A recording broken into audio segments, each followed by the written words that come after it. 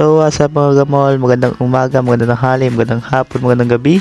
Kinuha ko ang aking wallet dahil maaga tayo nagising at nag-crave ako sa tulingan. Siyempre, bago ang lahat, i-check muna natin kung meron tayong budget para sa ating lulutuin. Dahil meron nga ako nakitang kulay dilaw at saka kulay ube, tayo magsisimula na lumabas para tayo makabili ng ating ingredient. At sa pagbukas nga ng pinto ay sobrang liwanag at nakita ko pang aking alagang pusa at ang aking motor na si Rimuru. Dadaan tayo sa pinto ng kawalan papunta sa ating bibilhan ng mauulam. Mula nga dito, iniisip ko kung ano mga ingredients na pwede kong ilahok sa tulingan. Sa aking paglalakbay, nakakita ko ng mga bata naglalaro ng bola-bola. At dahil nga dyan naalala ko ang aking kabataan dahil mahilig din ako maglaro ng volleyball. Mula sa pinto ng kawalan, nakarating nga pala tayo sa ating bibili ng mauulam. Ngunit parang wala tayo mabibili dahil wala silang tindang isda dito kahit isa. Kaya naman nagmadali akong umikot at lumipat sa kabilang tindahan dahil baka dito meron ako mabiling tulingan. Malayo pa nga lamang ako, kitang-kita ko na ang lagayan ng isda ngunit wala pa rin silang laman. Kaya ngayon mga kamol, wala tayong maluluto kaya tayo naghanap na laan ng ibang mabibili. Kung napansin nyo sa aking pag-voice over ay nalabas ang aking pagiging taga Quezon. Ay oo nga ni Baya.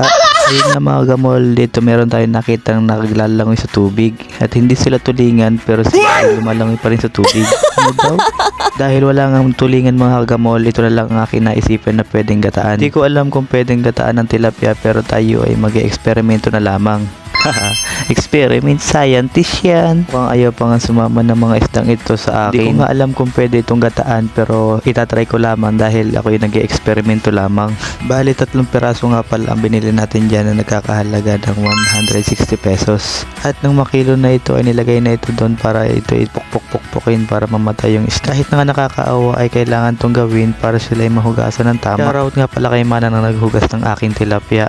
Napakagaling mo, hindi ko kaya yan. Habang nililinis nga yung tilapia ay nagpunta ako dito para bumili ng pechay nating ilalahok. Hindi ko nga alam kung ginagataan to kaya naman napapaisip ako kung pwede lagyan to ng pechay. Kaya nga ni bahala na ari kung ari magkakaigi doon. Tapos bumili ng pechay, kumuha na ako dito ng sibuyas na ating ilalahok din. Sibuyas nga lang ang ating bibilhin dahil meron na kami sa bahay ng bawang at saka luya. Kaya kumuha na lang ako dito ng kokomama. Dali-dali ko siyang nilapag doon para bayaran na. Ngunit ano pa nga pala ang aking tilapia. At pagbalik ko nga doon kay Manang sa naglilinis ng tilapia ay hindi pa rin siya tapos magtanggal ng hasang. Napapaisip ka kung paano niya nagagawa yun kung ilang taon na siya sa serbisyong ganyan dahil napakagaling niya magtanggal ng hasang. At matapos niya na itong linisan, ito'y kanya binalot at dinala doon upang atin na itong bayaran. At mga gamol, kung mali ako na naisip na ginagataan ng tilapia ay tama nyo kung mag-comment kayo ng tamang ingredients ng tilapiyang ito. Nga pala ako ng pechay, kokomama, sibuyas at saka tilapia. Kahit nga pala tayo dyan ng 206 pesos kasama na yung mga ingredients niya. Mula sa tindahan ay babalik na tayo sa ating tahanan upang maluto na ang ating ginataang tilapia na dapat ay tulingan. Oo nga ni Baya, area expectation versus reality. Mula sa Kalawakan, pumasok tayo sa pinto ng kawalan. Ayan, sobrang kalat. Sa kasamaang palad, tayo nga pala ay may rami pang hugasin kaya ito ay ating hugasan muna para malinis ang ating paglulutuan. Tapos ng 1,000 taon, nagpainit tayo ng tubig gamit ang mahiwagang takore at saka ang mahiwagang gasol. At muli ko ngang hinugasan ang ating mahiwagang tilapia at saka natin ito hiwa-hiwain. Gamit ang sangkalan at ang kutsilyo ng Pinas ay atin na itong hiwa-hiwain. Ngunit sa pag-i-slice ko ay mukhang hindi tatalaban na rin. Kaya kumuha ko ng panibagong kutsilyo para panghiwa din eh. At ito nga pala hinati natin sa 3 bahagi. Meron ditong buntot, tiyan at saka ang ulo.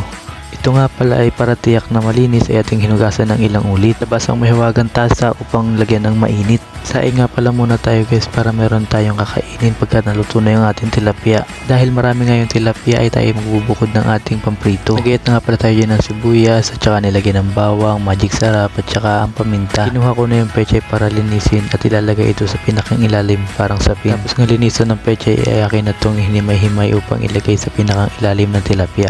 Sa pagkakaalam ko ay mali ang aking proseso dahil ang alam ko nilalagay sa ilalim ng ginataan ay ang mustasa. Hindi ko nga ni alam kung tama ang aking proseso basta nilagay ko ang sibuyas, bawang, asin, nilagyan ko rin siya ng kaunting suka. Matapos nga ang lahat ay nilagay ko ito sa salangan upang pakuluin sa suka. Tinakipan ko to para mabilis maluto yung tilapia. Lipas ang 5 minuto ay nilagay ko na nga ang pechay para sa ibabaw. Tinakipan ko ulit ito para maluto kagad yung pechay. At malipas ang ilang minuto ay kinuha ko na ang kokomama para ilagay na ito sa ating tilapia. Mas better mga kagamol kung ilalagay yung gata dito ay yung nilagay na natin yung gata ay huwag natin ito tatakpan para hindi maging tubig yung gata na nilagay natin. Hindi ko alam kung tamang ginagata ng tilapia pero mukha naman itong masarap. Pagkatapos ko itong lagyan ng gata, kinuha ko ang magic sarap para ito'y sumarap.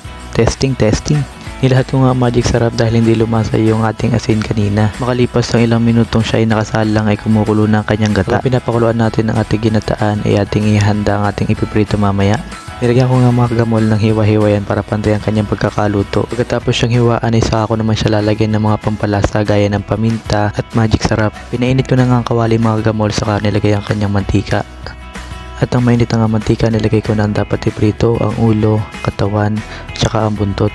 Kailangan nga mga gamol maging golden brown ang ating tilapia para hahanguin na natin pagkatapos. Pag nagpiprito nga mga gamol ay tinignan ko ang ating ginataan at ito'y luto na. At nang aking subukan itong tikman ay talaga namang napakasarap. At kung nakarating ka nga sa video na ito, maraming salamat sa panonood mo. Pwede mo akong i-follow, like, and share.